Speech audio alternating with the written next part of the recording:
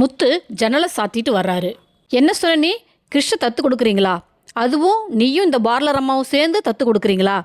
நல்ல விஷயந்தான்னு சொல்ல ரோஹிணியும் மீனாவும் ஒன்றும் புரியாமல் முழிக்கிறாங்க. கிருஷ் நம்ம வீட்டில் இருந்து கஷ்டப்படுறத விட லண்டன் போனால் நல்லா படித்து சந்தோஷமாக இருப்பான். அதனால் கிருஷ்ண தத்து கொடுத்துடலாம் அப்படின்னு திரும்பவும் முத்து சொல்ல, மீனா என்ன சொல்கிறீங்க?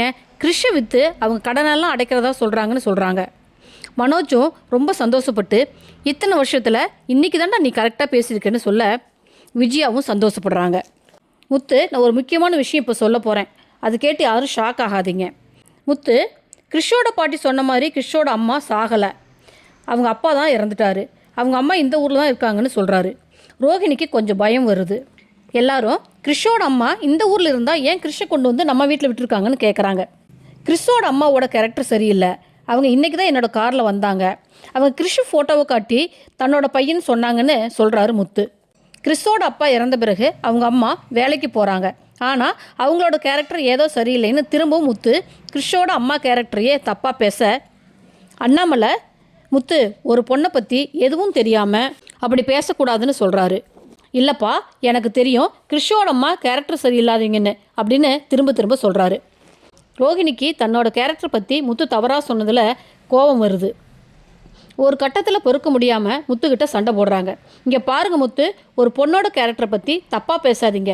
உங்களுக்கு என்ன தெரியும் அவங்கள பற்றி அப்படின்னு ரோஹிணி கோபப்பட்டு பேசுகிறாங்க.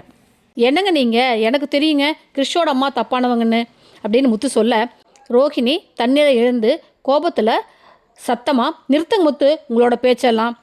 கிறிஷை பெற்றவனா? நான் கிறிஷ் என்னோட பையன். என்னை பற்றி நீங்கள் தப்பாக பேசுகிறத ஒரு நாளும் நான் பொறுத்துக்க மாட்டேன்னு உண்மையை போட்டு உடைக்கிறாங்க. கோபத்தில் உணர்ச்சி வசப்பட்டு என்ன பேசுகிறோங்கிறத மறந்து ரோஹிணி கத்துறாங்க. ரோஹிணி அப்படியே கத்திட்டு அழறாங்க. எல்லாரும் பயங்கரமாக ஷாக் ஆகுறாங்க. ஸ்ருதி அப்படின்னா ரோஹிணின்னு கேட்க, ஏற்கனவே கல்யாணம் ஆனவங்கன்னு முத்து கத்துறாரு. முத்து அண்ணாமலை காலில் விழுந்து, அப்பா என்னை மன்னிச்சிடுங்க, அவங்க வாயிலிருந்து உண்மையை வரவழைக்கத்தான் நான் அப்படி பேசினேன்னு சொல்கிறாங்க. ஆனால் 2 வருஷமாக இந்த உண்மையை மறைச்சிட்டாங்கன்னு சொல்கிறாரு. விஜயாவும் அண்ணாமலையும் ஷாக் ஆகி எழறாங்க. மனோஜ் இனி என்ன முடிவு எடுக்க போகிறாரு? விஜய் என்ன செய்ய போகிறாங்க? வெயிட் பண்ணி பார்ப்போம் ஃப்ரெண்ட்ஸ். ஓகே ஃப்ரெண்ட்ஸ், என் சேனலை லைக் பண்ணுங்கள், ஷேர் பண்ணுங்கள், சப்ஸ்கிரைப் பண்ணுங்கள். தேங்க்யூ.